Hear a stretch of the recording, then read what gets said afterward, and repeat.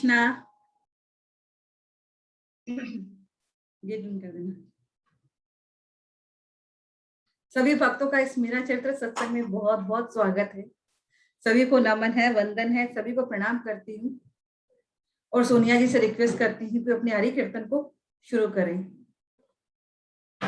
हरे कृष्णा। आज जैसा कि आप सभी जानते हैं, कल हमारे लाला का जन्मदिन था, तो हम सबसे पहले आप सबको लाला की, लल्ला की, लडुआ के जन्म की बहुत बहुत बधाई। हरि बोल।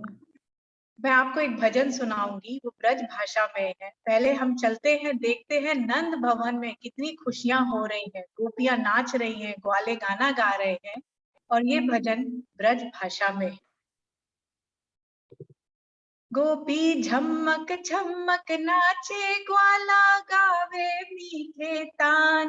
गोपी झमक झमक नाचे, ग्वाला गावे मीठे तान। नंद भवन में बजी बधाई, कोयल सी कोकी सहनाई। कोयल सी कोकी सहनाई, ढोल ढाप धप धुनी सुनाई। गहक गहक के बाजन लागे, चारों ओर निशान। गोपी झमक झमक नाचे, ग्वाला गावे मीठे तान। गोपी झमक झमक नाचे, ग्वाला गावे मीठे तान। बड़े अनोखे लाला आयो, श्याम रंग सबको मन भायो। श्याम रंग सबको मन भायो, ब्रजवासिनी को मन उलझायो। उमग उमग के लाचन लागे, चारों ओर निशान। बाजे बाजे रे बधाई, मैया तोरे अंगना। ओ बाजे बाजे रे बधाई, मैया तोरे अंगना। नाच नाच के प्रेम दिखायो, नंद भवन में धूम मचायो। नंद भवन में धूम मचायो, दे आशीष सबन बन भायो। अरि यशोदा रानी तेरो जीवो ललना। बाजे बाजे रे बधाई, मैया तोरे अंगना। ओ बाजे बाजे रे बधाई, तोरे अंगना। गोपी झमक झमक नाचे, ग्वाला गावे मीठे तान। बाजे बाजे रे बधाई, मैया तोरे अंगना। बाजे बाजे रे बधाई, मैया तोरे अंगना। अब लाला है जो थोड़े से बड़े हुए और सिर्फ गोपियों के बीच नाचते थे, मस्ती करते थे, और एक दिन उनको लग गई नजर, तो खुद तो परेशान थे और यशोदा मैया भी बहुत परेशान थी। तो वो गा के मैं आपको सुनाती हूँ, ये भी भजन ब्रज भाषा में। वो कह रही है कि मेरे लल्ला को किसी ने नजर लगा दी है, मैं क्या करूं, मैं क्या करूं। कौसी ने कर दियो री टोना, कौसी ने कर दियो री टोना। सखी मेरे मछलियों श्याम सलोना। पहले ही मैंने कही श्याम, इन सखियन बीच नचोना। बुरी नजर है इन गोपिन की, बुरी नजर है इन गोपिन की, बरजे से मान्यो ना। कौसी ने कर दियो री कर दियो रे टोना। मछलियों श्याम सलोना। सखी मेरे मछलियों श्याम सलोना। भूल गई आज मैंने आके, माथे नदियों दिठोना। भूल गई आज मैंने आके, माथे नदियों दिठोना। रोए रोए रुदन किड़े आंगन में, रोए रोए रुदन किड़े आंगन में, दिए सब फोर खिलौना। कौसी ने कर दियो री टोना। सखी में मछलियों श्याम सलोना। सखी में मछलियों श्याम सलोना, दूध न खाए लाला दही न खाए, नाले माखन लोना। दूध न खाए लाला दही न खाए, नाले माखन लोना। नहावे न धोवे सुध बिसराई, नहावे न धोवे सुध बिसराई, आँख न खोले मेरे छोना, कौसी ने कर दियो री टोना, कौसी कर दियो री टोना। बोली ललिता और विशाखा, जसमति देर करो ना। बोली ब्ररीता और विशाखा, जसमति देर करो ना। राई नौन करो लाला पे, राई नौन करो लाला पे, हसन लगे खिलौना, कौसी ने कर दियो री टोना, कौसी ने कर दियो री टोना। सब सखियां हिल मिल कर माँ यशोदा को सुनो ना। सब सखियां हिल मिल कर माँ यशोदा को सुनो ना। तेरो लाल नैन में बस गए, तेरो लाल नैन में बस गए, अब हमें कछु सुझो ना, कौसी ने कर दियो री टोना, कौसी ने कर दियो री टोना। सखी में मछलियों श्याम सलोना, कौसी ने कर दियो री टोना, सखी में मछलियों श्याम सलोना। जय गोविंदा, जय गोविंदा, जय गोपाला, जय गोपाला, जय श्री राधे, जय श्री राधे। हरे कृष्णा, हरे कृष्णा, हरि बोल।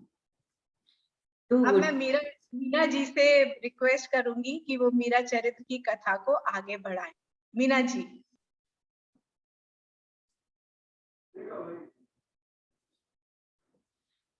ओम नमः विष्णुपादाय कृष्णप्रेष्ठाय भूतले श्रीमते भक्ति वेदांत स्वामिनि ते नामिनि। नमस्ते सारस्वते देवी गौरवाणी प्रचारिणी, निर्विशेष शून्यवादी पाश्चात्य देश तारिणी। वांछा कल्पतरुभ्यश्च कृपा सिंधु एव च पतितानां पावनेभ्यो वैष्णव्यो नमो नमः। हे कृष्ण कृपा सिंधु दीन बंधु जगतपते, गोपेश गोपिका कांत राधा कांत नमस्तुते। तप्त कांचन गौरांगी राधे वृंदावनेश्वरी, वृषभानुसुते देवी प्रणमामि हरिप्रिये। जय श्री कृष्ण चैतन्य प्रभु नित्यानंद, श्री अद्वैत गदाधर शिवासादि गौर भक्तवृंद। हरे कृष्णा कृष्ण कृष्ण हरे हरे, हरे रामा राम राम हरे हरे। हरे कृष्णा कृष्ण कृष्ण हरे हरे, हरे रामा राम राम हरे हरे।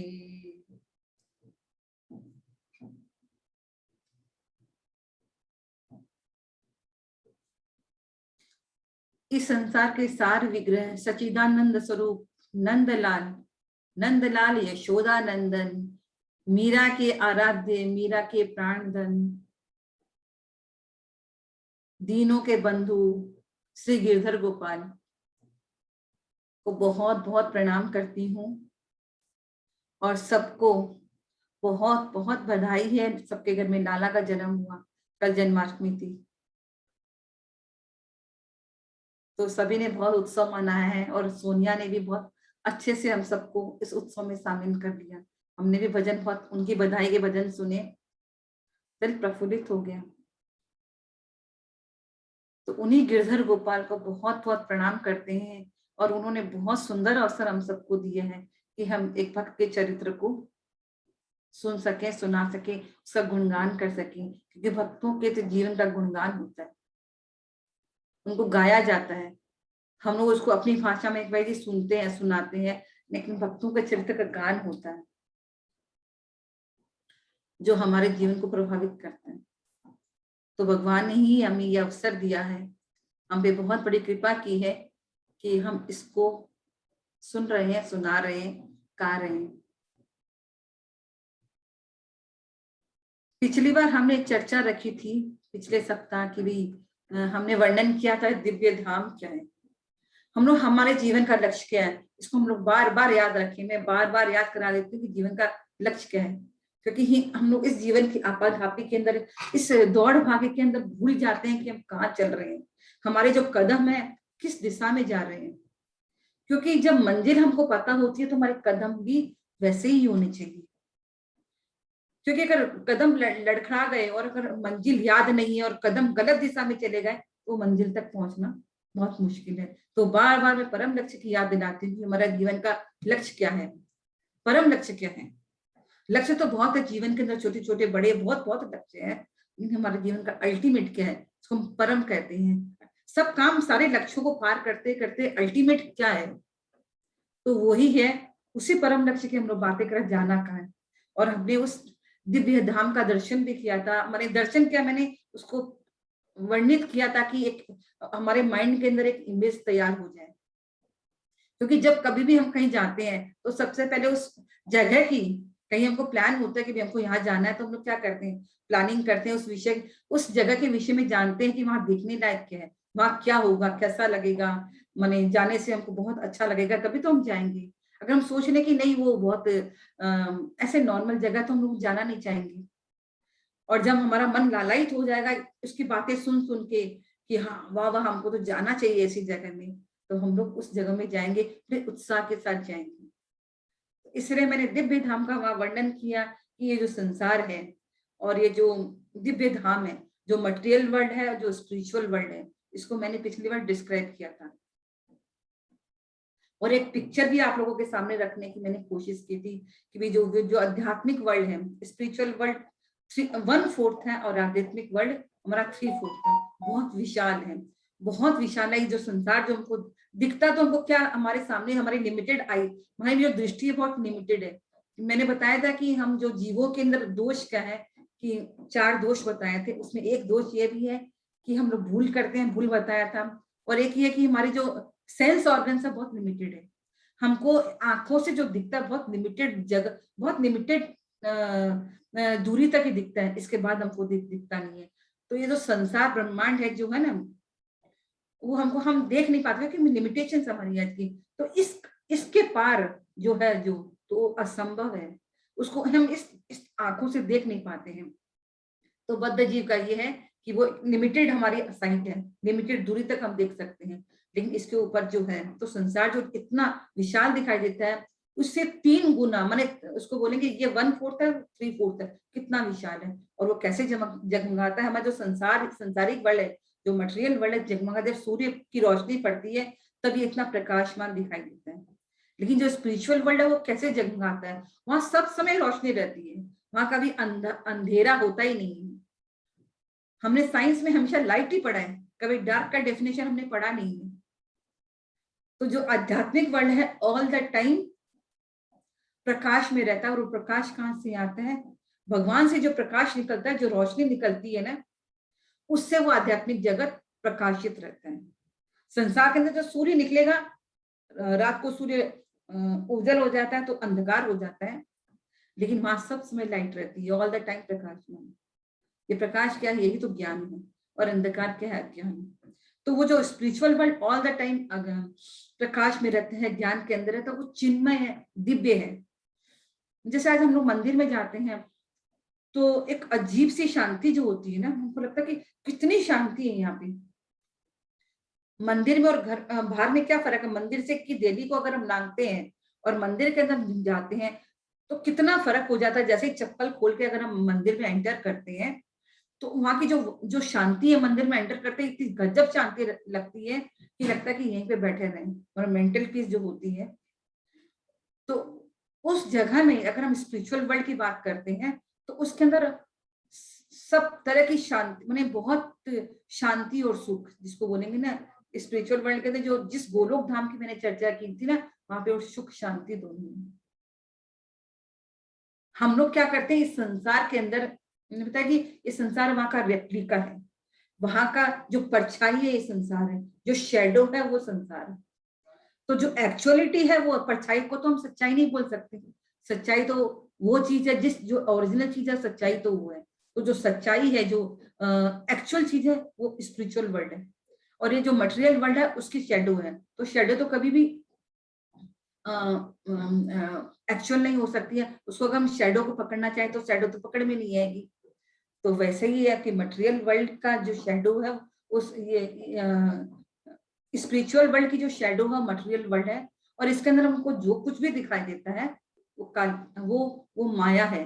ये माया भगवान ने जो फैला रखी है, ये हमारे कभी हाथ आने वाला नहीं है। हाथ हम लोग उसको हाथ में लेने का प्रयास करते हैं और इसके अंदर सुख खोजने का प्रयास करते हैं, लेकिन जो माया है तो शेडो है, कभी पकड़ में नहीं आएगी। इसके अंदर हम सुख की आशा करते हैं, तो जो चीज रियल नहीं है उससे सुख कहां से मिलेगा?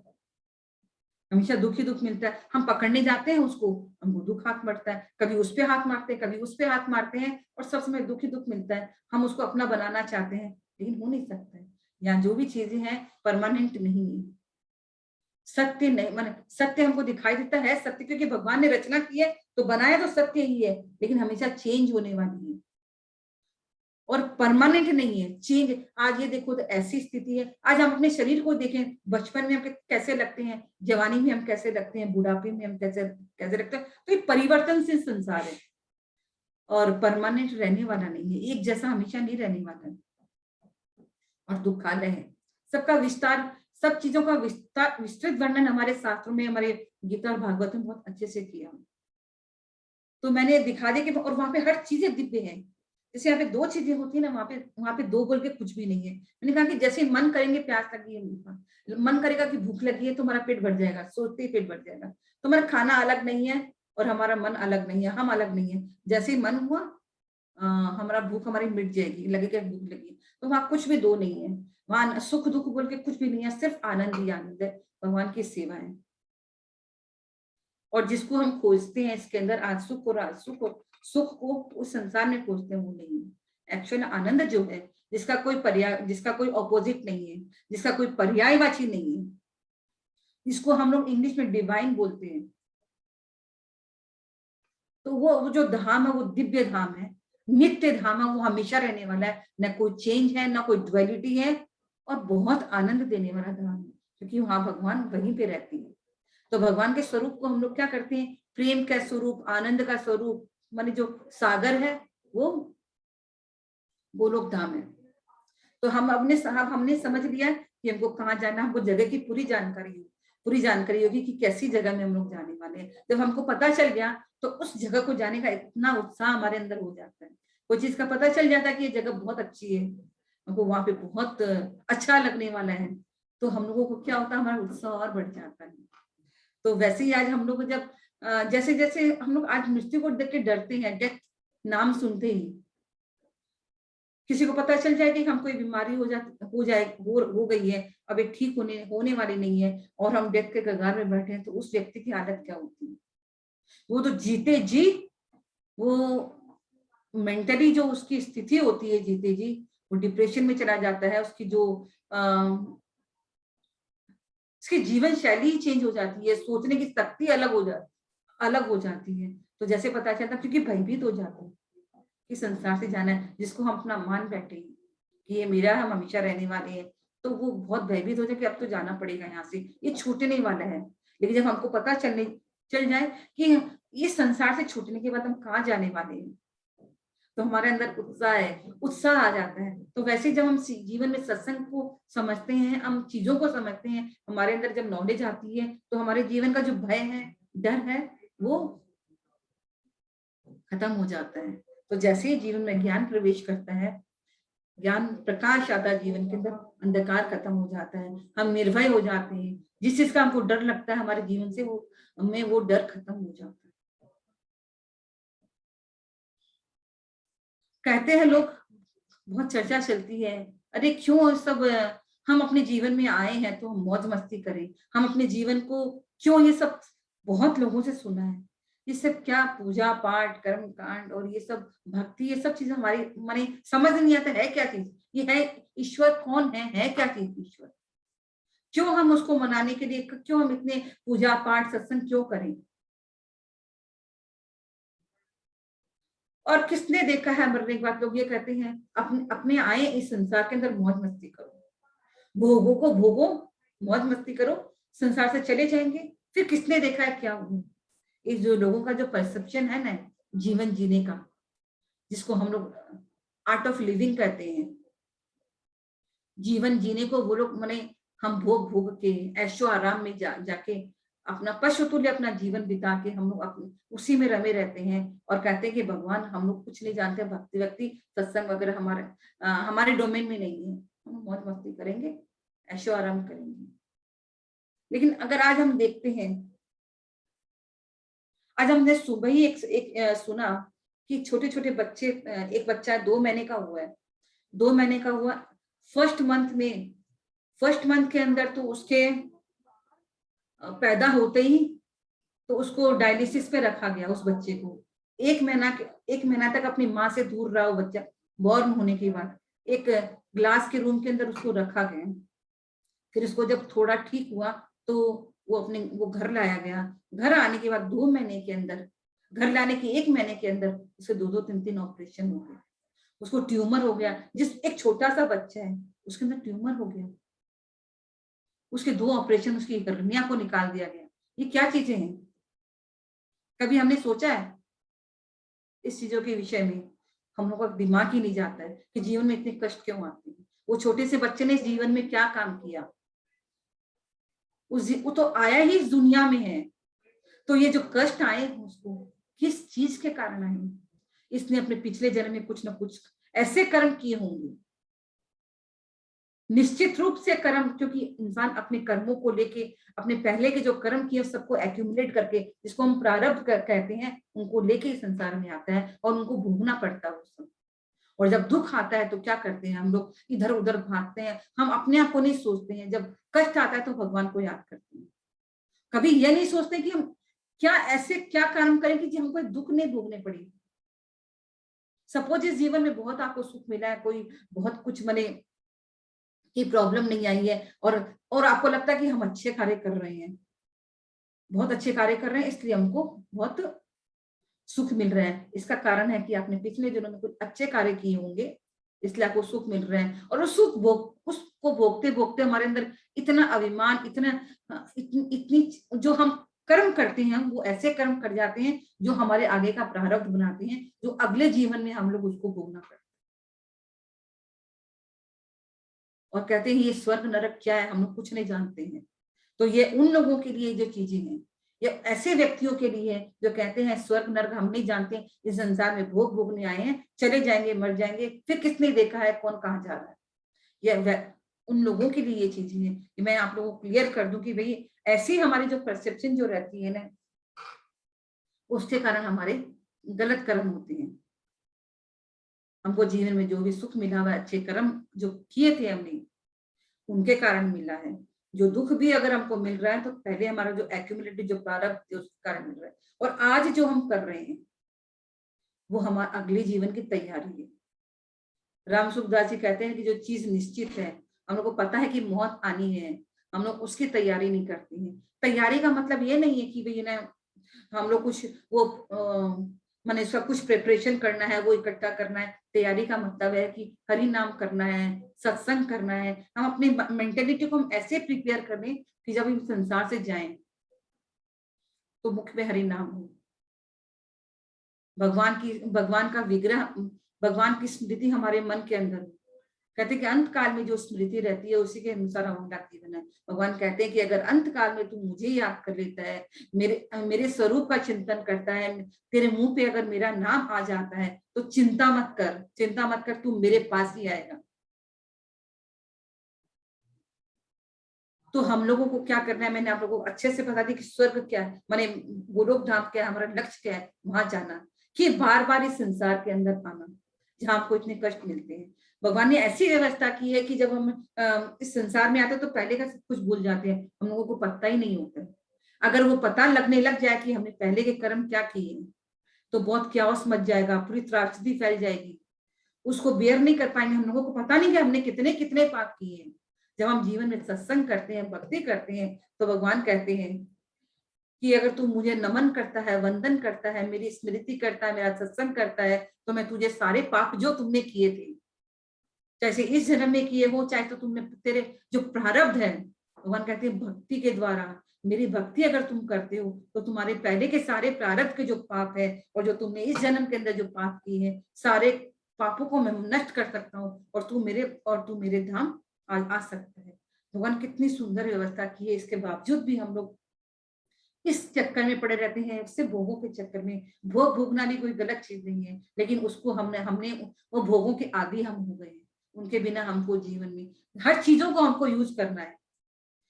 ऐसी नहीं है कि हमको जीवन में मोबाइल यूज नहीं करना है, हमको एसी यूज नहीं करना है, हमको गाड़ी यूज नहीं करनी है, हमको अच्छा रेस्टोरेंट, अच्छा भोजन नहीं करना है, कुछ ऐसी कुछ भी बात नहीं है। सारी चीजों का हमको उपयोग करना है, हमको भोग नहीं करना है। आज हमारे पास गाड़ी है तो हम उसका यूटिलाइजेशन करें, आराम से करें। लेकिन कभी ऐसी स्थिति आई कि अगर हमारे पास गाड़ी नहीं है, तो हम ये भी कैपेसिटी रखना चाहिए कि कोई बात नहीं, आज नहीं है तो आज हम लोग अपने बस में भी ट्रेवल कर सकते हैं। लेकिन हम वस्तुओं के आदी हो गए हैं, उनके बिना हमारी जीवन शैली रुक जाती है। आज हमारे पास मोबाइल 1 घंटा भी नहीं हो तो आकल वाकल हो जाती है, ये क्या हो गया, अरे मोबाइल बिना तो जीवन ही नहीं है। तो जीवन में हम लोगों को क्या करना है, चीजों का यूटिलाइजेशन करना है, यूज करना बंद नहीं करना है। ऐसा कि हर चीजों को हम छोड़ दें, उसको यूज नहीं करना।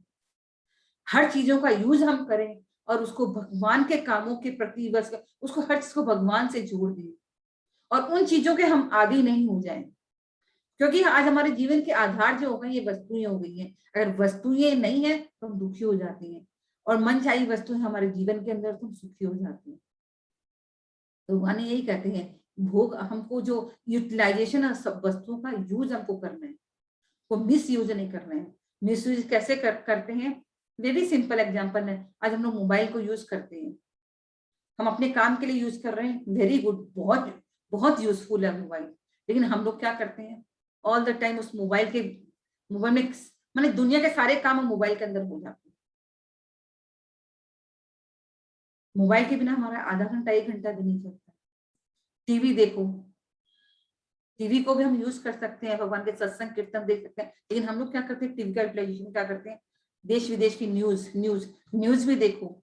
न्यूज के अंदर भी जो गलत चीजें हैं, कितनी गलत चीजें आज दूरदर्शन के द्वारा या टीवी के द्वारा हमको जो दिखाई जाती है। तो वैसे ही ये चीजों का हम लोग को उपयोग करना है, उपभोग नहीं करना है, हमको उन चीजों का आदी नहीं बनना है। यही है।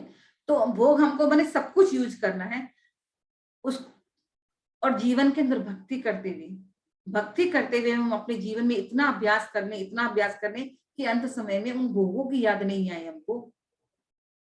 हम उस कृष्ण की याद करें, उस भगवान की याद करें, उस गिरधर गोपाल को हम याद करें कि वो हमको ऐसे लगे कि वो जब हम जब संसार से जाएं तो हाथ पकड़ के हमको फूल ले जाए। फिर फिर हमको कष्टों का वो सामना, जो कष्ट हम भोगते हैं उनका सामना नहीं करना पड़ेगा। और भगवान ने बहुत अच्छी व्यवस्था की है कि तू मेरी भक्ति कर, मुझे प्यार कर, मेरा नाम अपने होठों पे रख, अपनी जीभ के ऊपर अपना मेरा नाम रख, और अंत समय में मेरा स्मरण कर। मैं तुझे तेरे सारे पापों से तेरे सारे पापों को मैं काट दूंगा, मिटा दूंगा। और मीराबाई के सत्संग से भी हमने ये समझा है कि जब जो इनके जो दादाजी भी थे, तो जब दादाजी जा रहे थे, भोजराज जी जा रहे थे, भोजराज जी को भगवान ने कैसे पूरा सामने आके दर्शन दिया जब जा रहे थे, और कहते हैं भोज चिंता मत कर, तो मेरे पास ही आएगा। और जब वो राव दूधा जी भी संसार से जा रहे थे, उनको लग रहा था कि जैसे गिरधर गोपाल आ रहे हैं, कृष्ण भगवान आ रहे हैं उनको लेने के, चार भुजा नाथ जी, और उसको अपने साथ लेके जा रहे हैं। तो जीवन के अंदर हमको ऐसी भक्ति करनी चाहिए। उनको मीराबाई के चरित्र से ये समझ में आता है। अब मीराबाई के इतने कष्ट है, वो कष्ट उनको कष्ट नहीं लगते हैं, लेकिन वो सबके कहने पर तुलसीदास जी से पूरा परमिशन लेके, एडवाइस लेके मीराबाई अपनी जो मेवाड़ है उसको छोड़ के जाती है, और सबको अलविदा कर देती है। लोगों को पता भी चल जाता है कि भाई हाँ अब ये जो जा रही है ना, अब यहाँ पे वापस नहीं आएगी। जो मिल्टन जी अब जो मेवाड़ मेड़ता जाने का जो प्लानिंग है, अब क्योंकि अब उन्होंने सारे सामान इकट्ठे अपने मेवाड़ के जितने के अंदर उनकी जो सारी सामग्रियां थी ना, पूरा सामान इकट्ठा करके वो मेवाड़ छोड़ के सबसे विदा लेके जाती है और सबको बोलती है कि सब लोग को ये लगता है कि भाई हाँ ये शायद नाराज होके जा रही है, हम लोगों को श्राप देगी या हमारे लिए कष्ट का कारण बनेगी और हम लोग से गुस्सा होके जा रही है। लेकिन वो कहती है मुझे किसी से कोई शिकायत नहीं है, कोई शिकवा नहीं है और मैंने सोचा ही नहीं है कि किसी ने कोई दोष किया है, क्योंकि वो समझती है कि जो दोष, उनको पता है कि जो भी कष्ट आए हैं वो खुद के कारण ही आए हैं, कोई किसी को कष्ट नहीं दे सकता है। और वो अपने सारी दासियों को लेके मेड़ता की तरफ प्रस्थान करती है। मेड़ता जब जाती है तो बहुत मेवाड़ के अंदर पूरा दुखों का पूरा वातावरण, उधर बहादुर शाह आक्रमण करता है, उधर हुमायूं आक्रमण करता है, इस तरह से मेवाड़ के ऊपर विपत्तियों के पहाड़ आ जाते हैं। और मेड़ता में भी कुछ दिन रहती है तो मेड़ता पे भी चारों तरफ से आक्रमण शुरू हो जाता है। तो मीराबाई क्या करती है, अपने ताऊजी के साथ पुष्कर जाती है और पुष्कर में उनको अचानक एक इंस्पिरेशन मिलता है, क्योंकि भगवान जो प्रेरणा देते हैं ना अपने भक्तों को, उसको देने वाला ही समझ सकता है। हमको जो भी जीवन में इंस्ट्रक्शन मिलते हैं, कोई भी हम कार्य करते हैं ना, उसका इंस्ट्रक्शन हमें मतलब अच्छे कार्यों का इंस्ट्रक्शन भगवान देते हैं, क्योंकि भगवान के विधान में सिर्फ अच्छे कार्य ही है। और वो अच्छे कार्यों का जब इंस्पिरेशन मिलता है तो हम लोग वो कार्य करते हैं। और कभी भी भगवान बुरे कार्य का इंस्पिरेशन हम लोगों को नहीं देखता है। वो यही हमारे मन में कभी कार्य भी करें तो एक जो भक्त होगा उसके हृदय में आ जाएगा कि नहीं, ये कार्य नहीं करना चाहिए, गलत काम है, और उनको ये इंस्पिरेशन हो जाता है कि ये कार्य करना चाहिए, अच्छा कार्य, तो वो उसके हिसाब से वो कार्य करता है। तो मीराबाई को भी एक प्रेरणा मिलती है पुष्कर में रहते हुए, अरे क्यों ना मैं अपने आराध्य के घर क्यों न चली जाऊं, मैं इतने कष्ट पा रही हूँ, मुझे इतने मेवाड़ के अंदर, मेड़ता के अंदर पुष्कर तो ब्रह्मा जी का जो जगह है पुष्कर, वो भी तीर्थ ही है, लेकिन अब लगता है कि भी अपने घर, क्योंकि उसका प्रीतम का घर क्या है, वृंदावन, गिरधर गोपाल का घर कहाँ, वृंदावन, तो क्यों ना मैं अपने घर चली जाऊं, ये इंस्पिरेशन। और सोचती कि आज तक मुझे बुद्धि क्यों नहीं आई, लेकिन आज गिरधर गोपाल ने प्रेरणा दी कि तुम वृंदावन आ जाओ, वृंदावन के लिए अपने लोगों के साथ चलती है। जैसे जैसे वृंदावन नजदीक आता है, मीराबाई का जो भाव अब बढ़ते जाता है, और वो वृंदावन में जाके पूरी जानकारी, वो रास्ते में वृंदावन माने आसपास के लोगों से रास्ते में जानकारी देती चल रही है। अब वो रथ अपने पालकी से चल रही है, लेकिन वो पालकी से नहीं, पालकी से उतर के पैदल चलती है। और मीराबाई को अभ्यास नहीं है पैदल चलने, राजघराने में पैदा हुई है, राजघराने में आई है, लेकिन आज वो वृंदावन के अंदर, वृंदावन की यात्रा में जब जा रही है तो पैदल चल रही है। और जब उसके पैरों में जब छाले पड़ गए हैं तो इस छालों को उनकी दासियां बर्दाश्त नहीं कर सकती है। देखिए कि जिस स्वामिनी को हमेशा जमीन पे पांव नहीं रखना पड़ता है, वो स्वामिनी आज वृंदावन के अंदर ऐसे पैदल चल रही है और उसमें छाले पड़ रहे हैं, लुहान, वो इतनी दुखी होती है और प्रार्थना करती है बाईसा, लेकिन बाईसा तो मानने वाली नहीं है, क्योंकि अब उसका तो जो भाव है मीराबाई का, तो जैसे जैसे वृंदावन आ रहा है और वृंदावन में जाके उसका जो भाव है वो टोटल बदल जाते हैं मीराबाई के। और मीराबाई एक सेवा कुंज जगह है वृंदावन, जो गए हैं उनको पता है, सेवा कुंज के पास एक तो पीछे में गली के अंदर मीराबाई का घर है। वो आज भी अगर आप लोगों को मौका मिले कभी वृंदावन जाओ तो उसका दर्शन जरूर कीजिएगा, क्योंकि जो भी चीजें लिखी हुई है, शास्त्रों में बोली गई है, ग्रंथों में बोली गई है, चरित्रों में बोली गई है, गलत नहीं है। तो हमको उनका दर्शन, क्योंकि मैं भी इसका दर्शन करने गई थी और उसका दर्शन करके मैं आई हूँ। वृंदावन में जाने के बाद, अब वृंदावन में मीराबाई रह रही है, वृंदावन में रहते रहते क्या होता है, ऐसी प्रेरणा उनको मिलती है। एक रात को वो क्या करती है, वो सोई हुई थी, अचानक खटके की आवाज से उठती है आधी रात को, वो देखती है कि उनकी जो दासी है, जब वृंदावन आते तो 3 दासियां उनके साथ आती है, चमेली, चंपा, केसर। और केसर और चमेली के हस्बैंड भी आते हैं, चंपा ने शादी नहीं की है इसलिए वो अकेली आती है। 5 जन मीराबाई के साथ वृंदावन में पास के लिए आते हैं। मेरा ले जाना नहीं चाहती है, लेकिन वो बहुत प्रार्थना करते कि जीवन भर स्वामी ने हमने आपकी सेवा की है, अब हम आपको अलग हम छोड़ ही नहीं सकते हैं, वहां दुख के पहाड़ आप पे टूटेंगे, हम हर दुख में आपका साथ देंगे। तो इस तरह से वो विनती करके मीराबाई के संग आती है। और सब समय मीराबाई की सेवा में। एक रात क्या होता है कि चंपा उठती है और मीराबाई को इशारे से आगे चलने का प्रयास करती है।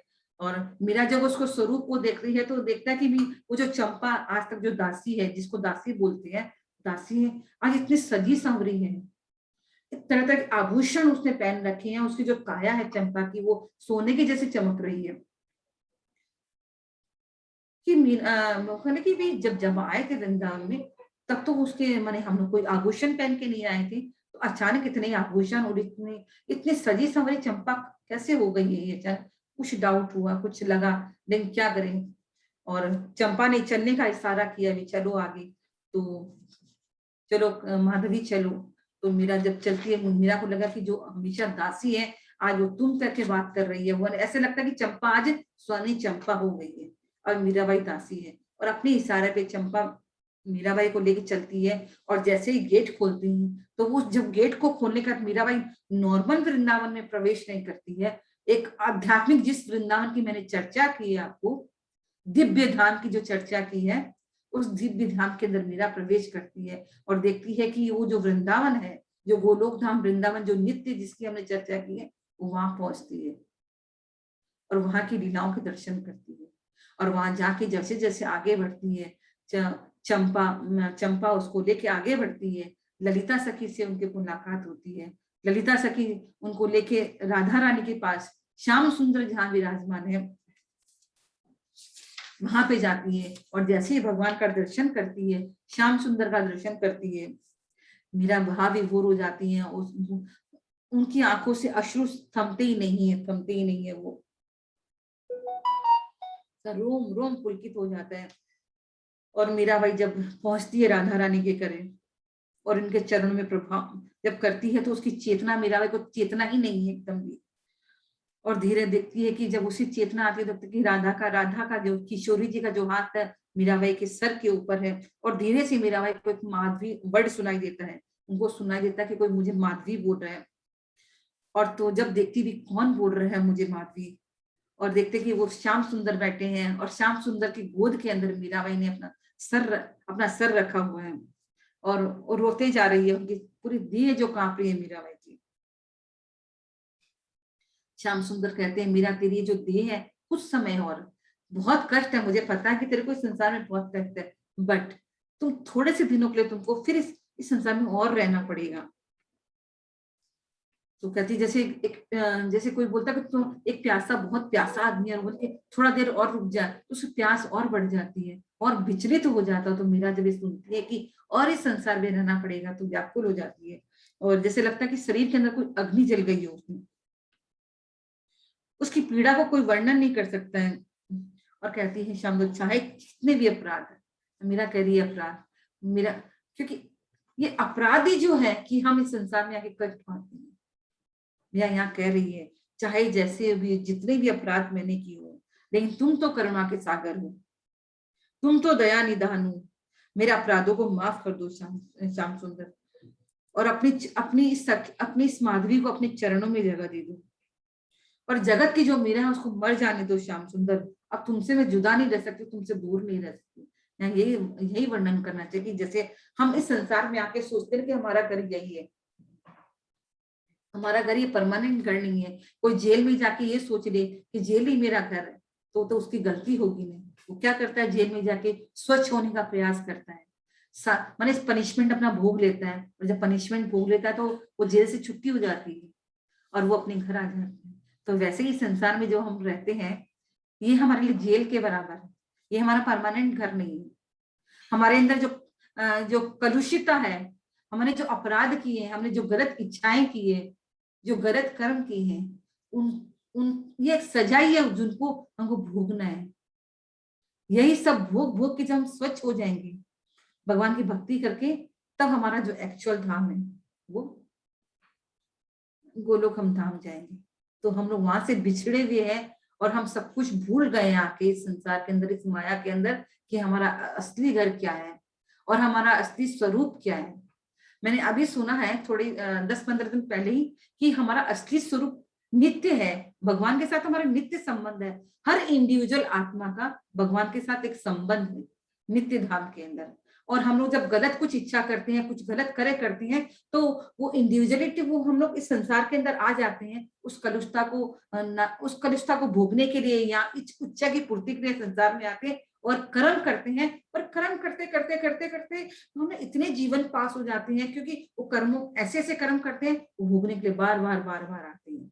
तो नित्य ध्यान के अंदर हमारा नित्य संबंध है, उस संबंध को हम भूल जाते हैं। लेकिन भगवान कहते हैं, गीता के अंदर कहते हैं, उस नित्य, हमारा जो भगवान के साथ जो नित्य संबंध है ना, उस नित्य संबंध को भक्ति के द्वारा हमारे याद आ जाता है कि भगवान से नित्य धाम के अंदर हमारा क्या संबंध है, हमारा माँ बाप का संबंध है। क्योंकि संबंधों की चर्चा मैंने बहुत अच्छे से की थी कि हमारे साथ भगवान का बच्चा का संबंध है, कि माँ बाप का संबंध है, कि चाकर का संबंध है, कि मैंने इस तरह से जो नित्य हमारा संबंध है, उस संबंध को हम भूल जाते हैं। लेकिन भक्ति के द्वारा हमको वो संबंध याद आ जाता है। तो भगवान यही कह रही है मीरा कि जगत की मीरा, उसको मर जाने दो, अब तुमसे जुदाई सहन नहीं करें, मेरा घर यहाँ पे है, ए श्याम सुंदर मुझे यही रहने दो, मुझसे तुम्हारी जुदाई सहन नहीं होती है।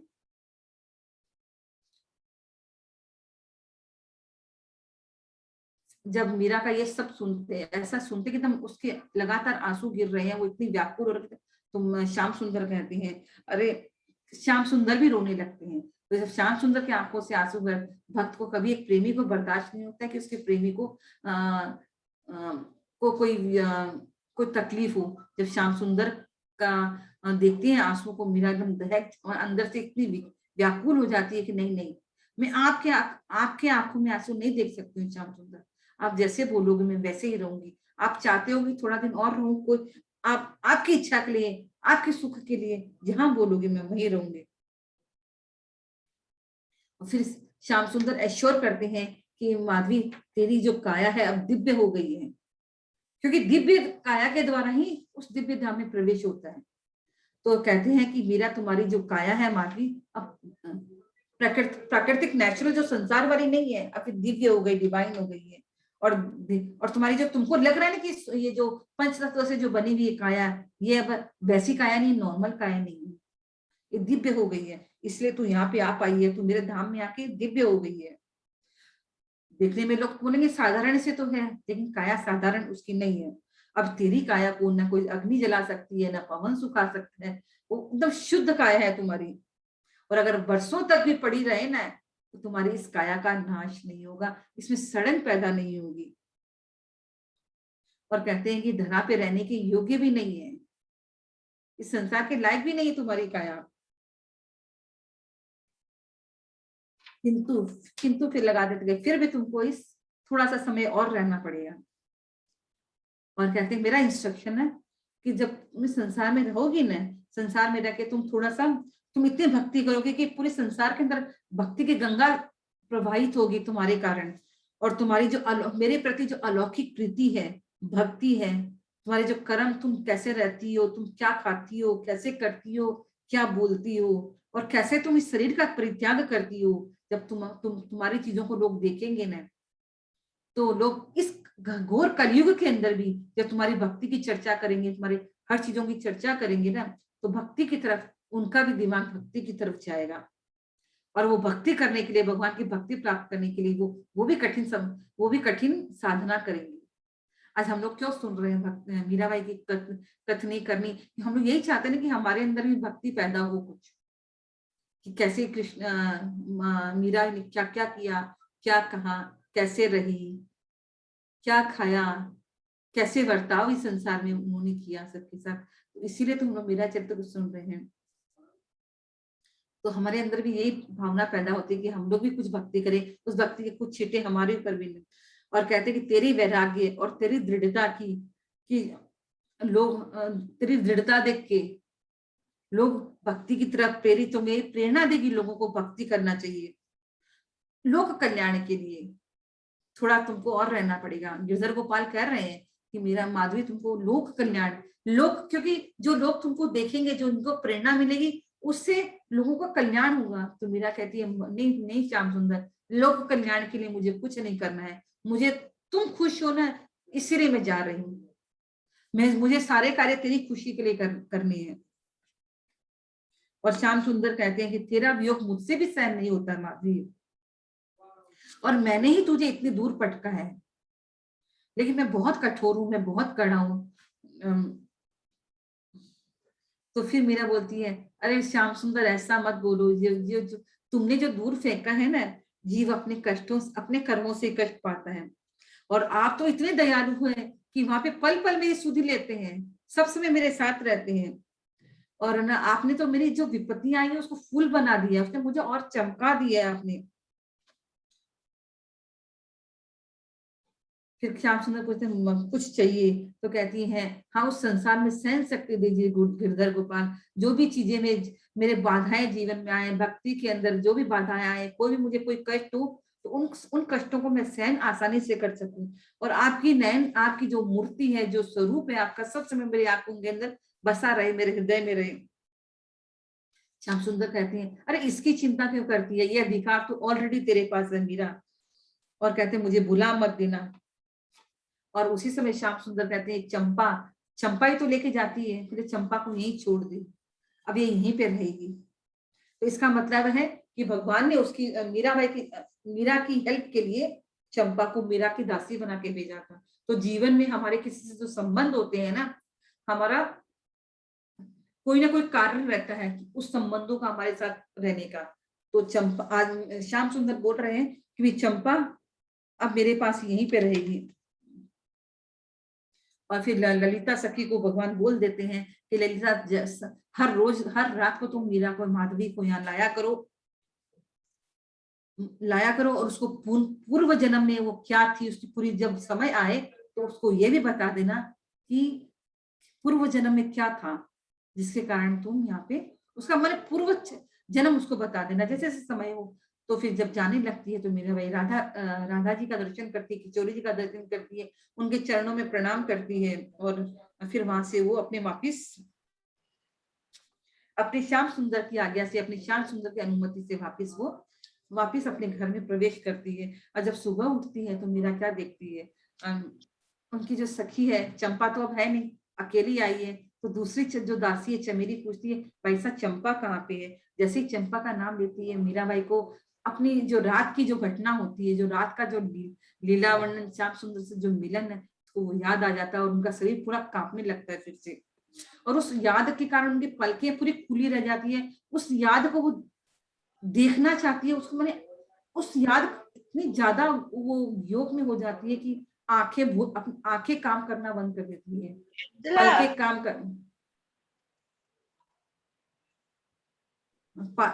काम करना बंद कर दी है।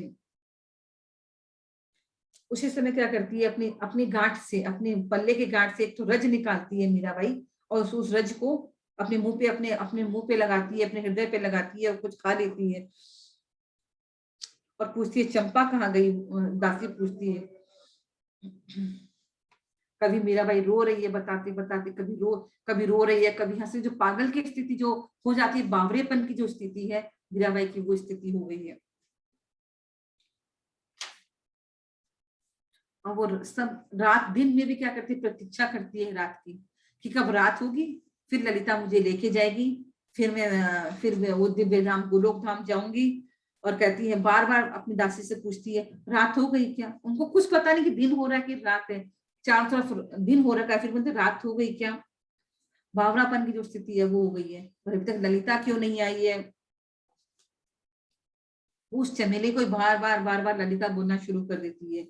और जब देखती है दासी की स्थिति, ये स्वामिनी की स्थिति हो गई, तो बहुत दुखी होती है और भगवान से प्रार्थना करती है, भगवान ने तुमने क्या किया, घर से इतनी दूर भेज दिया, इस अनजान जगह में, न हमारी भाषा जानता है, न हम किसी को जानते हैं, ये कैसी कठिन स्थिति आ गई है। और कहते हैं, वो चंपा भी अब चली गई है, तो कैसे रहेंगे हम लोग? बार बार अपने पति को किसी वैद्य को लाने बोलती है, वो सोचती है कि मीराबाई को, बाई साहब को कोई बीमारी हो गई है। बार वो और अपने पति को देखती है कि जाओ चंपा को खोज के लाओ, शायद कहीं खो गई है, उसको जाके खोजो। और जब शाम को वो बिना लिए आता है तो वो बहुत बरस पड़ती है कि तुम तो तुम्हारा नाम शंकर है और तुम शंकर जी जैसे ही कार्य करते हो, जैसे शंकर जी हम जब भांग धतूरा खा के रहते हैं, वैसे ही तुम भी ऐसे ही है कि कहीं ना कहीं भांग धतूरा खा के पड़े रहे, तुम तो खोजा ही नहीं होगा। कि जो दूसरी दासी बोलती है कि भैया क्यों अपने पति पे तुम इतना चिल्लाती हो, सारा दिन बेचारा खोज के ही तो आया है, क्यों इतना बरस पड़ती हो? कहती है कि, तो वो बोलती है मैं क्या करूं, मेरा स्वभाव ऐसा हो गया है, मुझसे 22 के जो दुख है देखा नहीं जाता है। वो हम लोग तो रहने के बड़े राजमहलों में रहने के आदी हैं। और कहती है कि चित्तौड़ और मेड़ता में और मेवाड़ में तो बाईसा थोड़ी बंधी रहती थी, लेकिन वृंदावन आने के बाद तो खुली हो गई है बाईसा। चारों दिशाओं में उसके कपाट, उसके गेट चारों दिशाओं में खुल गए हैं। कभी कोई संत आता है, कभी कोई आता है, कोई साधु आता है, कभी कोई संत आता है। और जैसे ही उनको पता चलता है, मीराबाई को खबर लगी वो संत आए हैं, तो अपना तंबूरा लेके उस संत के यहाँ पहुंच जाती है। चारों तरफ से अब तो मीराबाई का जो जीवन है वृंदावन के अंदर, बोले कि कभी कभी कहाँ जाना, कभी जो बंदी रहती थी राजमहल के अंदर, वो पूरी खुल गई आज। और देखते सच में क्या करूं चमेली, जब उसके चरणों को देखती हूँ, मीरा अपने स्वामिनी के चरणों को, तो बड़ा दुख होता है। आज तक वृंदावन आके मीराबाई ने पाँव में चप्पल नहीं पहनी है। उसके फूल जैसे जो कोमल पाँव है, लहू लुहान हो गए हैं, उसके बावजूद भी वो चप्पल नहीं पहनती है। और कहते कि आज वृंदावन में आने के बाद उनको जो भाव था, ऐसा भाव था मीराबाई का कि जब वो भाव में आती तो उनके हाथ पांव लंबे हो जाते, कभी कभी तो इतने लंबे हो जाते कि संभालना मुश्किल था, और कभी कभी तो कछुआ की तरह छोटी सी हो जाती थी भाव के अंदर। और उनका ये स्थिति देखे मेरे से तो रहा नहीं जाता है। और कभी कोई से बाबा आते हैं, कहते हैं वो महाभागा मीरा कहाँ गई है, वो मेरी मीरा मैया कहाँ पे है। कोई कहता है संत शिरोमणि मीरा की जय हो। इस तरह ये लोग बाईसा का दर्शन करके उनके चरणों में लौट जाते हैं। जो भी संत आते हैं वो मीराबाई के चरणों की धूली लेते हैं और अपने सर पे लगाते हैं। और तब मैं जब ऐसी देखती हूँ तो मैं खुद पागल हो जाती हूँ कि सब हो क्या रहा है। और वो हर्षित खुश होते हैं, वो सारे संत मीराबाई की चरण लेके बहुत खुश होते हैं और कहते हैं धन्य हो धन्य हो धन्य हो मीरा, धन्य हो मीरा। वो अपने जीवन को भी धन्य मानते हैं इस तरह से। और आए दिन संतों का है, एक बार एक संत, बहुत वृद्ध संत आते हैं, पूरा सफेद कपड़ा पहन के रखते हैं, सफेद कपड़ा पहन के रखते हैं, बहुत बहुत वृद्ध होते हैं। और संत उनके अंदर इतनी दिव्यता है, उनके चेहरे पे इतनी शांति, इतना तेज। जब सखी दासी गेट खोलती है, तो ऐसे शांत प्रकृति वाले संत मैंने आज तक नहीं देखे हैं। और कहते हैं कि भाई फिर वो जो दासी है अंदर गेट खोल के जब उनको बैठाती है, तो वो कहती है कि मुझे मीरा के दर्शन करने, उस संत आके मुझे मीराबाई के दर्शन करनी है।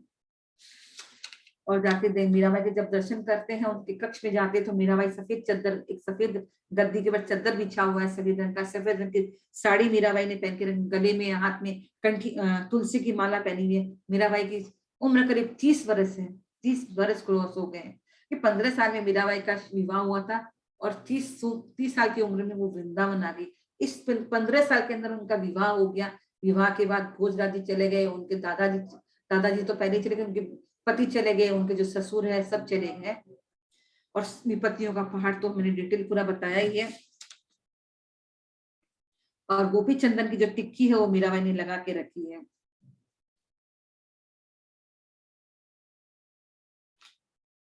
मतलब दासियों को लगा कि संत बाबा आए, शायद हमारे भाई साहब को ठीक कर दे।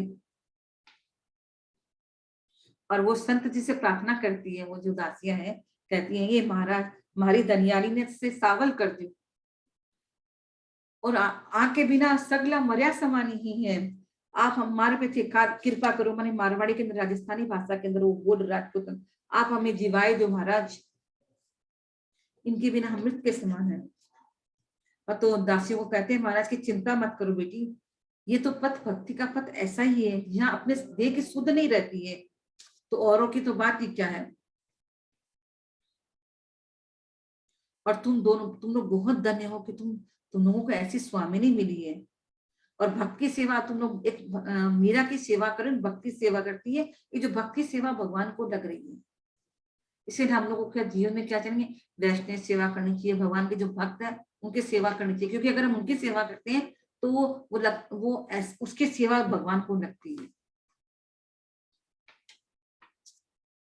और उन्होंने मीरा को बहुत आशीर्वाद दिया, बहुत आशीर्वाद दिया। जय राधे करते हुए वो आगे बढ़े। मीराबाई ने उनको भोजन कराया, बहुत विश्राम कराया। वहां पे पद गाए, मीरा ने भी गाए और संत जी ने भी गाए। संत भी बहुत अच्छा गाते थे। बीच बीच में मीरा की जब आवाज थोड़ी कम होती तो उसको संभालते संत जी। इस तरह से धन्य हो मीरा, धन्य हो मीरा करते। जब उनकी पदों को सुनते तो बहुत ही वो भाव विभोर हो जाते हैं और कहते धन्य हो मीरा। और कहते हैं अपने जीवन को भी धन्य बताएं कि वृंदावन की जो प्रेम में दिव्य धरा है, तुम जैसी प्रेम दीवानी का दर्शन पाके वृंदावन की धरा भी धन्य हो गई है और मैं तो सचमुच ही धन्य हो गया हूँ मीरा। मैं कहती है कि मैं क्या जानू, भक्ति तो मुझे आती ही नहीं है महाराज। और आप भक्ति की बात करते हैं और मुझे बस इतनी सी बात है कि मुझे उनकी बात करने वाला अच्छा लगता है महाराज। मुझे सिर्फ उसी की चर्चा अच्छी लगती है। उससे संबंधित कुछ ही बात तो होती है वो मुझे बहुत अच्छी लगती है। और केवल अच्छा लगना प्रेम होता है क्या? इतना अच्छा लगना ही प्रेम होता है? कहते महाराज आप ही इतने बड़े प्रेमी हो कि वृंदावन में एक्चुअल प्रेमी तो आप हो। मुझे तो मुझे कुछ आता ही नहीं है भक्ति के बारे में।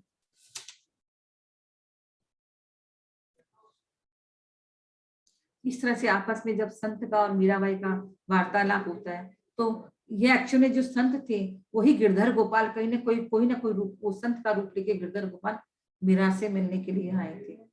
मीराबाई को एहसास नहीं होता है। जाने के बाद उनको एहसास होता है शायद वो गिरधर गोपाल ही मुझसे मिलने के लिए आए थे संत के रूप में अंदर। अब आज इस चीज का वर्णन सुनेंगे कि कैसे मीराबाई को पता चलता है कि कौन थी मीराबाई। मीराबाई मध्य रात्रि तक प्रतीक्षा वेट करती है कब ललिता आएगी, मुझे दिव्य धाम, मुझे वृंदावन लेके जाएगी, श्याम सुंदर के पास लेके जाएगी। और जैसे ही वो रात को आती हल्का सा एक संकेत सा करती और मीरा ठीक उसके पीछे चल देती। रोज रोज नित्य धाम के अंदर जाके वो भगवान की लीलाओं का दर्शन करती। कृष्ण की जो लीलाएं हैं उस लीलाओं का वर्णन भागवत के अंदर सुनेंगे। भगवान की क्या क्या लीलाएं वो जो है वो सब सत्य लीलाएं हैं। ऐसी कोई बनावटी कुछ भी नहीं है। ये सब लीलाएं निरंतर भगवान के धाम में चलती रहती है।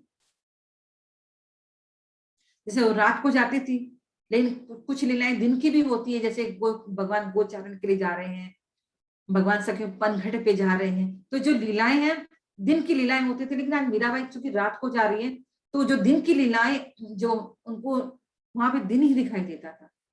मीराबाई के लिए तो वो रात है क्योंकि वो रात में जा रही है, लेकिन जो दिन की लीलाएं उसके समय उनको दिन ही दिखाई देता था क्योंकि वो दिव्य धाम है। वहां पे उनको यही ध्यान नहीं रहता कि वो रात के समय उठ के आई है।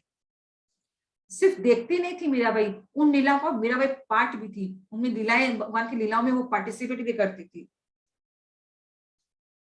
और ललिता के साथ हमेशा मीराबाई रहती थी। जब राधा जी का वहां जो लीलाओं के अंदर राधा जी का जो स्वरूप देखते थे तो उनके कोमल हृदय पे वारी जाती थी, वो न्यौछावर हो जाती थी। और देखते कि मीरा की जो किशोरी जी है बहुत सरल स्वभाव, बहुत कोमल हृदय है जो राधा जी जो हमारी है। इसलिए कि कहते हैं कि अगर हमको कृष्ण की कृपा, कृष्ण को चाहिए तो हमको राधा रानी की भक्ति अगर हम करेंगे तो राधा रानी इतनी कोमल हृदय है कि हमको कृष्ण के पास तुरंत ले जाएगी। हमको ज्यादा प्रयास नहीं करना पड़े। और कृष्ण क्या थोड़े से टेढ़े हैं, का नाम भी टेढ़ा है, वो पूरे शरीर से भी टेढ़े हैं। तीन भाग में 3 जगह से टेढ़े। हमारे जो गिरधर गोपाल जो कृष्ण है ना 3 जगह से टेढ़े हैं, टेढ़े खड़े होते हैं। और श्याम सुंदर जो चतुराई है, हमेशा क्लेवर, बहुत चालू है कृष्ण, देखते हैं किधर है और आंखें मारते किधर है। तो ऐसे ही एक नजरों को छिपा छिपा कभी कौन सी गोपी को देखते हैं, कभी किसको देखते हैं, कभी किससे मस्ती करते हैं। तो ये सब चीजें वो मीराबाई पूरा वो देखती है उसके अंदर। और फिर अंत में वो अपने माधवी रूप को देखती है। उसने आज वो अपने माधवी रूप को उस लीलाओं के अंदर भी देख रही है कि कैसे मीराबाई उस माधवी के रूप में उस श्याम सुंदर किशोरी जी की जो लीला चल रही है, मीराबाई कहाँ पे है। एक बार की बात है, जो नंदी ग्राम जगह है वहां पे एक गोपी की, गोप कुमार की पुत्री है, वो है माधवी। वो अपनी माँ की गोद में खेलती है और उसका विवाह क्या होता है, विवाह के लायक हो जाती है।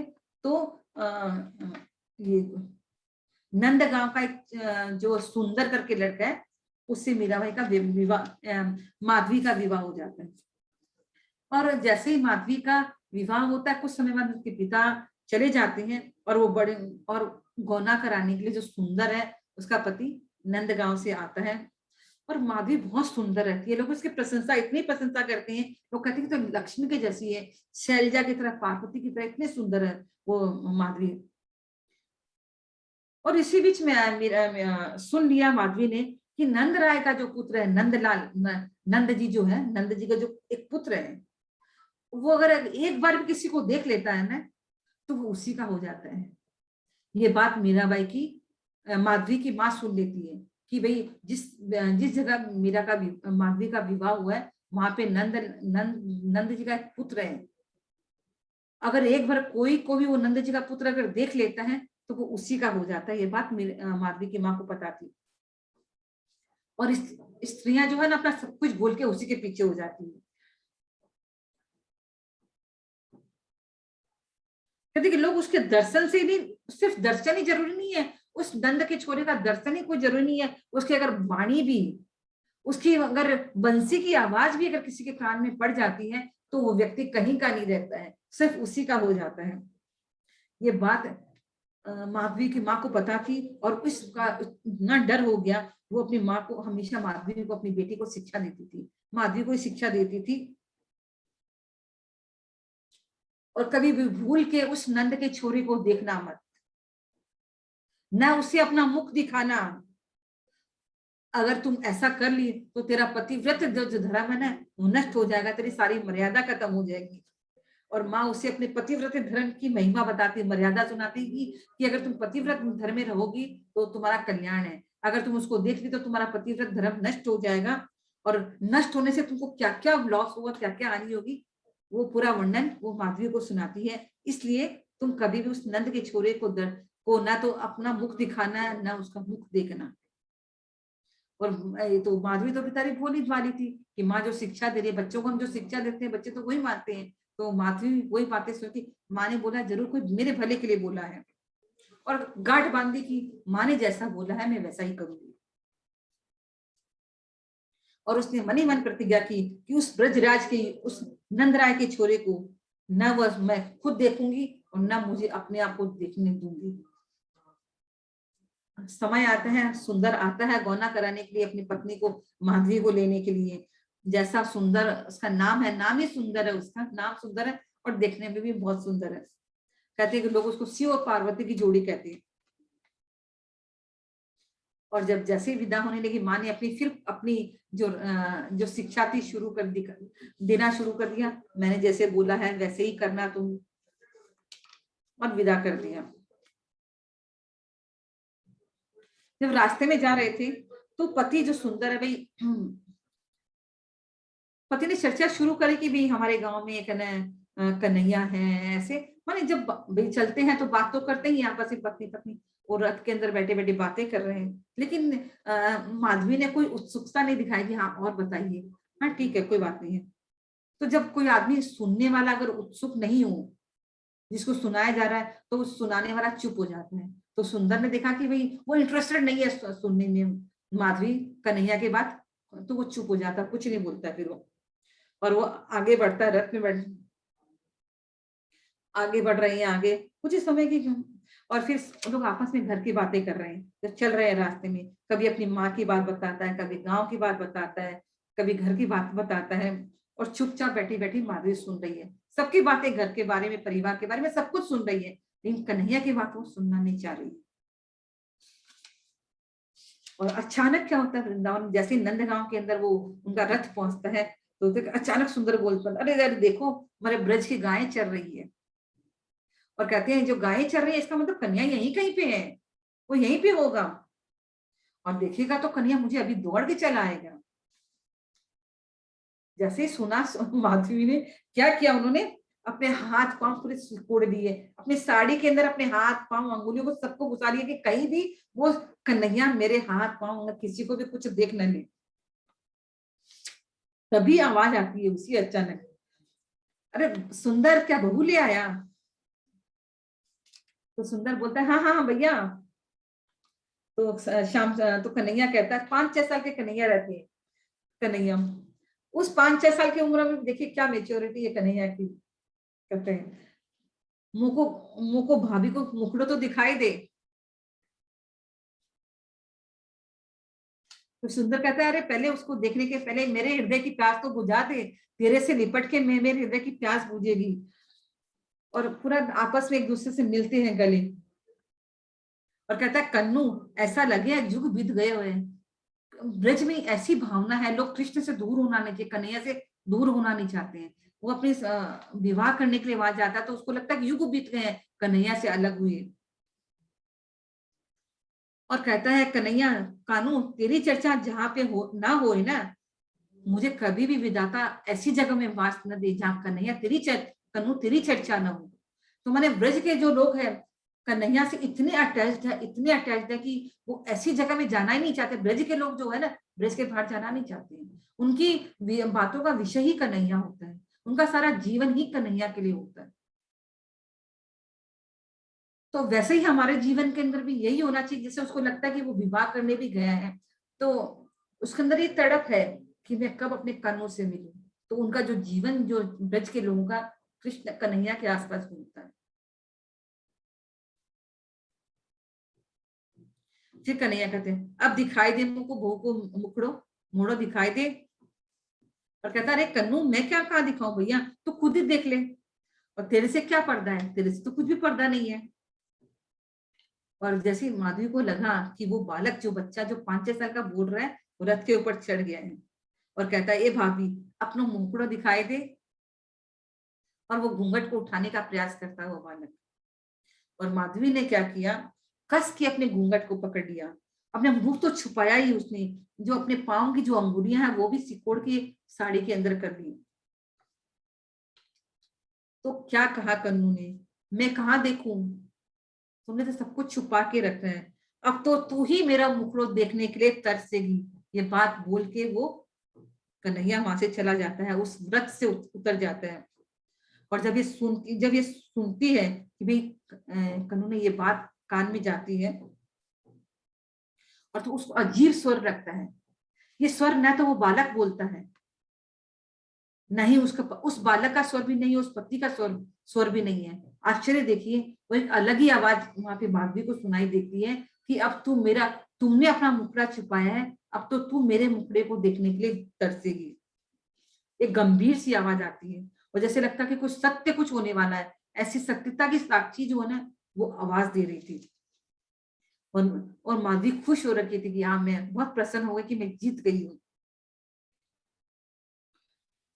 उसके साथ जब ब्रज में क्या होता है, जब कोई नई बहू आती है तो यशोदा मैया के पास ले जाया जाता है उसको दूध खिलाने के लिए, क्योंकि वो महारानी है और ब्रज की जो मालकिन है वो तो यशोदा मैया है। तो उसको पांव छुआने के लिए उसको ले जाया जाता है। तो सुंदर की जो माँ है, माधवी की सास है, उसको भी नंद रानी यशोदा के पास लेके जाती है प्रणाम कराने के लिए। और जब देखती है तो यशोदा मैया भी बड़ी खुश होती है, बहुत खिलाती पिलाती है, अनेक प्रकार से उसको प्यार करती है।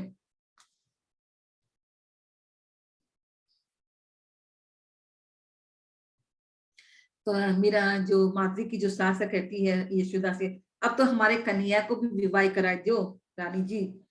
जब भी उसके कोई सखा का विवाह होता है तो उसके अंदर विवाह का चाव आ जाता है। ये कथा ये सब मैंने मेरा हम लोग सुनते आए हैं भागवत में कि कन्हैया को बहुत अपने विवाह का बहुत चाव होता है। उसी समय कन्हैया आ जाते हैं, तो वो मिलती रहती तो कन्हैया आ जाती हैं और इन्हें मैया को मैया मैया बड़ी जोर की भूख लगी है, कुछ खाने को दे। और अचानक उस नई बहू पे उसकी नजर पड़ती है और कहती है अपनी मैया से, ये कौन सी बहू है मैया। तो मैया कहती है, आज तो तेरे को मोहड़ा दिखाई दूं, कैसा सुंदर चांद सो मुखड़ो है को, तेरे सखा सुंदर की बहू है। मैया ने बोला कि तेरे सखा सुंदर की बहू है। तो कन्हैया कहते, अरे ये तो सुंदर की बहू है। अभी नहीं मैया, अभी नहीं, अभी मुझे सखाओं के साथ जाना है मुझे। और वो दौड़ के वहां से कन्हैया निकल जाते हैं। मैया पीछे से बोलती जाती है, अरे कछु खाए ले, तेरे को भूख लगी थी कुछ खाए ले। नहीं नहीं, मुझको सखा के संग जाना है, अभी नहीं माँ, मैं बाद में देख लूंगा। तो वो आपस में सखियां वो यशोदा मैया और उसके साथ बात करती है, आज क्या बात है, हमेशा तो कन्हैया इतना आतुर रहता है नई बहू से मिलने के लिए, आज उसको किस चीज की शर्म आ रही है।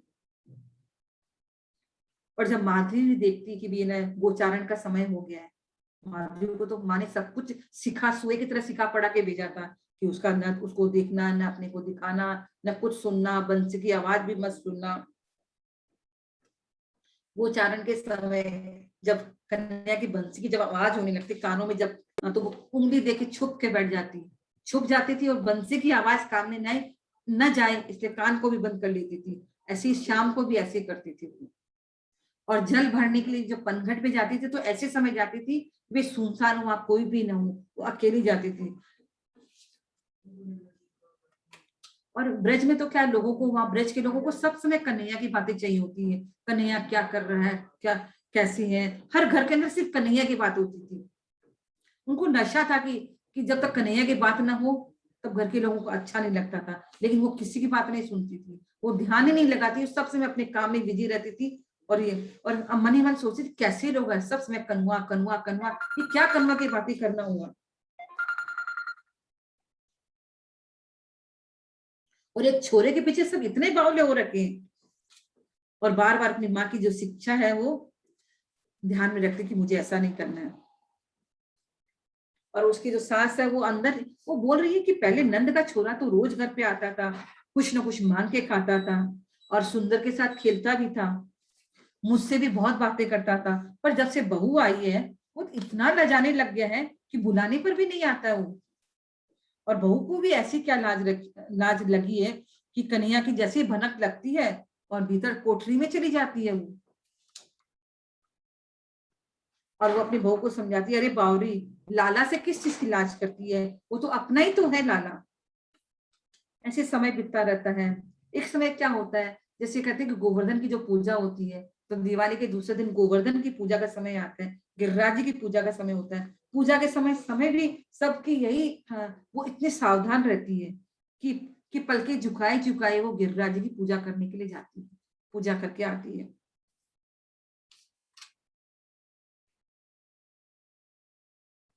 जब मीरा पूरी जब ये सब दृश्य जब मीरा दिखती है, माधवी नहीं, मीरा जब ये देखती है तो वो उसकी आंखों से इतनी आंसू बहती हैं और अपने मन ही मन सोचती है ये कैसी मेरी माँ ने ऐसी प्राणघाती शिक्षा मुझे दी है। और मेरी मूढ़ता, मेरी मूर्खता देखो, मैंने अपनी मैया की शिक्षा को इतने हृदय से लगा लिया कि जैसे वो शिक्षा बोली वैसे मुझे नहीं पता था कि ये श्याम सुंदर, ये कन्हैया कौन है। ललिता फिर उसको और थोड़ा आगे ले जाती, मीरा ये सब देख रही है कि माधवी का पूरा ये वर्णन उसको बता रही है और आगे बढ़ती है बताते बताते तो गिरिराज जी के पास वो पहुंचती है। तो वहां देखा कि मीरा क्या देखती है कि बहुत भयंकर बारिश हो रही है, इंद्र का कोप एकदम भयंकर बरसा माने बारिश हो रही है। उस बारिश के कारण मानव पशु सब अति बेहाल होके रखे हैं और लगता है कि प्रकृति का भी प्रलय हो जाएगी। इस प्रकृति को, किसी को अपने प्राण धन की कोई सुध नहीं है, किसी को भी। गाय बछड़े ऐसे चिल्ला रहे हैं, रो रहे हैं, करुण पुकार चारों तरफ फैली हुई है, सब कर रहे हैं कन्हैया कन्हैया कन्हू, कहाँ है तू भैया श्याम सुंदर, हे कृष्ण बचाओ बचाओ, इंद्र का कोप आज ब्रज का नाश कर देगा। ये जो है घनघोर बच्चा, ये कथा हम लोग सब जानते हैं कि कैसे इंद्र ने प्रकोप किया था, क्योंकि कन्हैया ने आनंद बाबा और यशोदा को कहा कि भी ये जो गिरिराज जी है हमारी सेवा करते हैं, इतना हमारे लिए सब कुछ करते हैं, हम इंद्र की पूजा क्यों करें, हमको गिरिराज जी की पूजा करनी चाहिए। तभी से वो गिरिराज जी की जो प्रथा है वहां पे, और भगवान क्या करते हैं, स्वयं श्याम सुंदर गोवर्धन पे जाके बैठ जाते हैं और जितने भी ब्रजवासी जो भी चढ़ाते हैं सबको खा जाते हैं, 56 भोग सब कुछ खा जाते हैं। तो गिरिराज जी कौन है, वो भगवान स्वयं कृष्ण ही है। सब आंधी, इतना भयंकर पानी है कि सब डूबने लग जाते हैं। तभी एक आवाज सुनाई देती है लोगों को, प्रत्येक व्यक्ति को, प्रत्येक जीव को वो आवाज सुनाई देती है, गिरिराज जी की तलहटी में आ जाओ, वहीं हमारी रक्षा होगी। सारे ब्रजवासी क्या है, गिरिराज जी के तलहटी में जाते हैं। जो जहां आवाज सुनता है वो गिरिराज जी की तरफ, कहीं भी है ब्रज में, वो ये आवाज सुन के गिरिराज जी की तरफ दौड़ता है। और उन्हीं ब्रज के लोगों में आज में माधवी भी है, वो भी गिरिराज जी की तरफ भाग रही है। अब प्राण संकट में है तो घूंघट ढूंघट कुछ याद नहीं आ रहा है, घूंघट गिर रहा है आज माधवी का, तो वो भागे जा रही है क्योंकि प्राणों का संकट आ पड़ा है। और वो भी गिरिराज जी के पास पहुंचती है। जब थोड़ा सा थोड़ा सा जब थोड़ा संबल मिलता है तो देखती है कि गिरिराज जी गोवर्धन है, एक छत्ते की तरह सबको अपने अंदर में, अपने नीचे में शरण दे के रखा हुआ है। पानी की एक बूंद की भी मजाल नहीं है जो उसको पार करके चली जाए। लेकिन अब गिरिराज जी किस पे टंगे हैं ये किसी को पता नहीं है। देखा कि माधवी की दृष्टि अचानक जाती है कि छोटी सी कनिष्ठा, ये जो हमारी उंगली है, इसका जो पोर्शन है ये वाला सबसे छोटा जो है, उस पे मीराबाई की, माधवी की नजर वहां पे जाती है। ऐसी सुंदर अंगुली है, उस अंगुली से उनकी धीरे धीरे अंगुली से होते हुए उनके भुजाओं पे हाथ उनका नजर जाती है। भुजाओं से होते जब मुख पे उनकी नजर पड़ती है, वो छवि, उसका जो मुख देख के एक नजर में मीराबाई, एक नजर बस पड़ती है, और जैसे लगता है कि जैसे ही मुख में नजर पड़ती है और न जैसे लगता है कि नेत्रों के अंदर आंसुओं की जो जलधारा माधवी के अंदर बहने लगती है। मन बुद्धि उसकी सब खत्म हो जाती है, कहाँ चली गई वो, खत्म हो जाती है। 7 दिन तक इसी के अंदर, इसी मन बुद्धि के बिना सब जन 7 दिन कब भी जाते किसी को पता नहीं चलता है, किसी को ज्ञान ही नहीं होता है। और माधवी को भी कुछ ज्ञान नहीं था कि कैसे 7 दिन बीत गए हैं। 7 दिन के बाद फिर से वही स्वर गूंजता है, वर्षा थम गई है, सब बाहर निकल के अपने अपने घर को जाओ। और मैया यशोदा कन्हैया से करे, लाला अरे तेरो हाथ दुख गयो हो, अब तो तू नीचे रख दे को। माधवी का हृदय चित्कार कर उठता है, देखती है कि वो हाहाकार कर रही है और मुस्कान, और श्याम सुंदर क्या कर रहे हैं, सबको देख के बहुत हंस रहे हैं। सब जाते आते लोग सब कन्हैया बहुत आश्वासन दे रहे, सब कुछ ठीक हो गया, सब कुछ ठीक हो गया, किंतु एक बार भी माधवी की तरफ मुड़ के नहीं देखते हैं, भूल कर भी माधवी की तरफ नजर नहीं करते हैं कन्हैया। फिर वो माधवी अंदर ही अंदर खूब अपने आप को धिक्कारती है, अरे मैया, अपनी माँ को धिक्कारती है, अरे मैया ये कैसी उल्टी शिक्षा तुमने दे दी। और वो व्याकुल होकर कहती, क्षमा करो, क्षमा करो, मुझे अबोध से बहुत भूल हो गई, मैं अबोध थी, मुझे कुछ पता नहीं था, मुझ पे प्रसन्न हो जाओ, कहो मैं क्या करूं, जिससे तुम प्रसन्न हो मैं वही करूंगी। अब ये भोली सूरत मेरी आंखों से दूर न हो, ये मधुर सी भोली सूरत आंखों से ओझल न हो, मेरे पे ऐसी कृपा करो, ऐसी कृपा करो। और वहीं पे गिर पड़ती है माधवी और कहती है, मेरे अपराधों को क्षमा करो।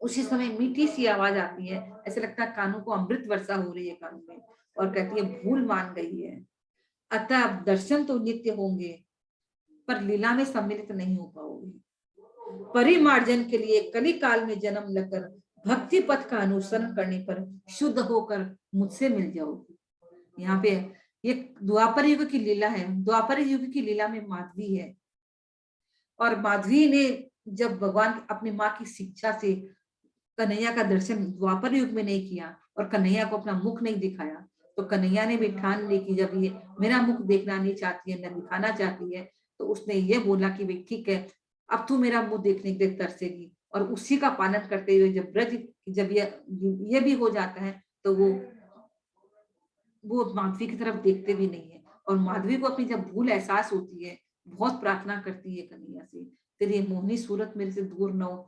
तब ये फिर ये भविष्यवाणी होती है उसी समय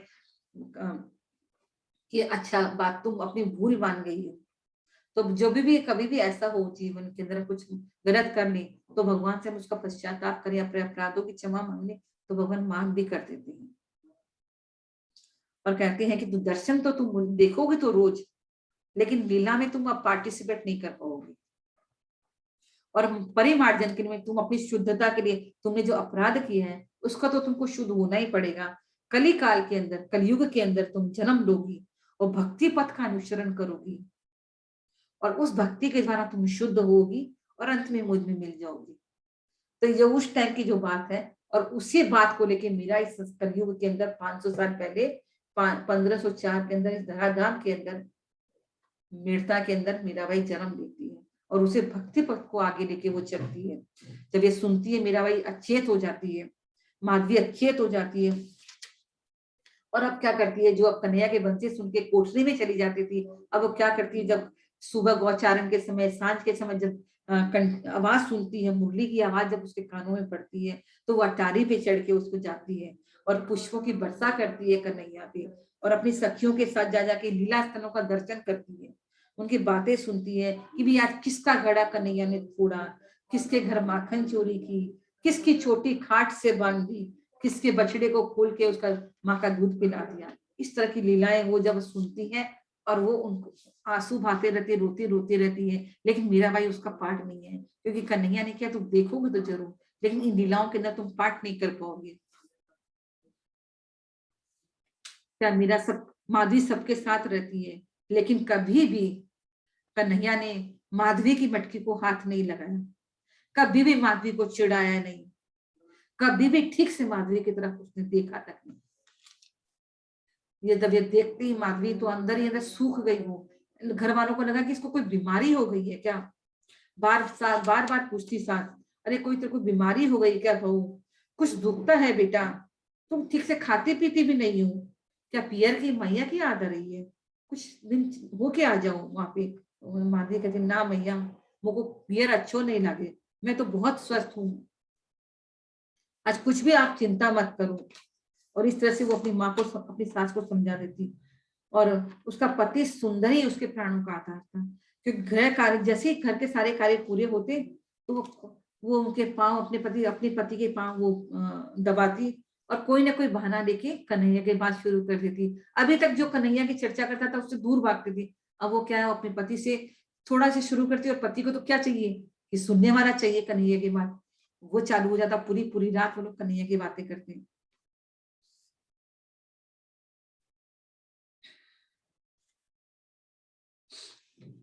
जैसे समय बीतता गया, एक दिन क्या आते हैं, अक्रूर, वो सब कहते हैं वृंदावन के लोग, इसका नाम तो अक्रूर है लेकिन हृदय का बड़ा क्रूर है, हमारे श्याम सुंदर को हमसे दूर ले गया। तो मैंने यहाँ पे माधवी कहती है, ऐसा ऐसा एक दिन ऐसा आता है, समय बीतता गया, वो जो क्रूर अक्रूर जो है ना, वो ब्रज नंदन को, नंद नंदन को, हमारे प्राण रक्षक नागमणि को वो मथुरा लेके चला गया। ये द्वापर की पूरी लीला है, द्वापर की जो कृष्ण अवतार जब हुआ था उस समय की ये बात है। और जब देखती है कि जब कृष्ण लेके चला गया, यहीं पे मीराबाई क्या करती है, मूर्छित हो जाती है, मूर्छित हो जाती है। तो माने उस लीला से अब दूर हो गई मीरा, मीरा तो वो मूर्छित हो जाती है। तो ललिता कहती है, अरे अरे अरे मीरा, बहुत प्यार से उसको उठाती है, दे माधवी, अरे वो तो घड़ी बीत गई, अब तो प्रभात हो गया है, अब तो सुबह हो गई है, अब तो समय, जो कष्ट का समय खत्म हो रहा है।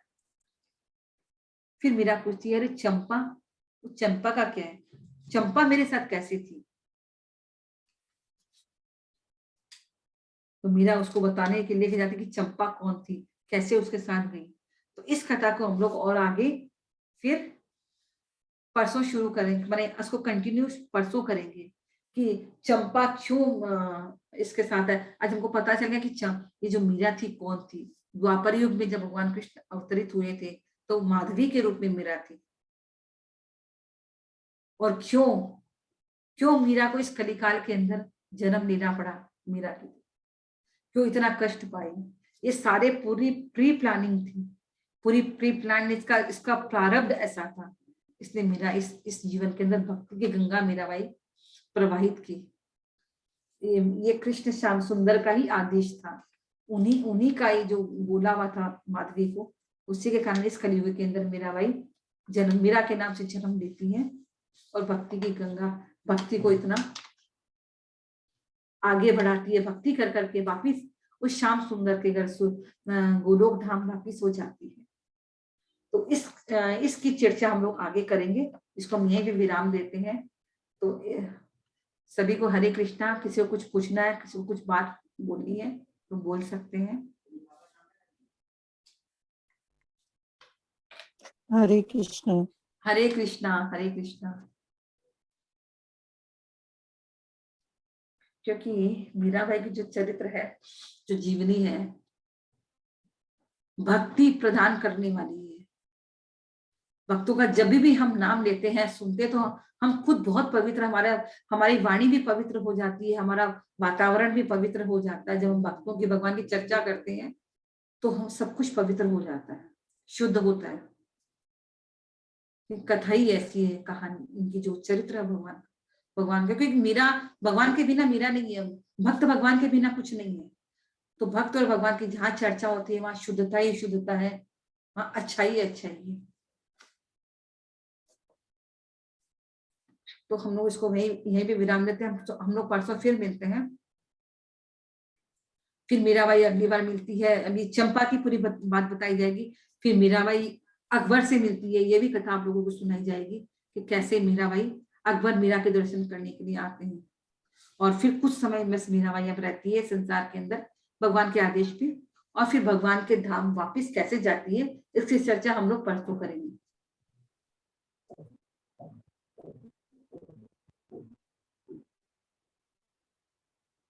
हरे कृष्णा। फिर हरे कृष्ण। सब लोगों को समझ में आया ना? हाँ, हरे कृष्णा।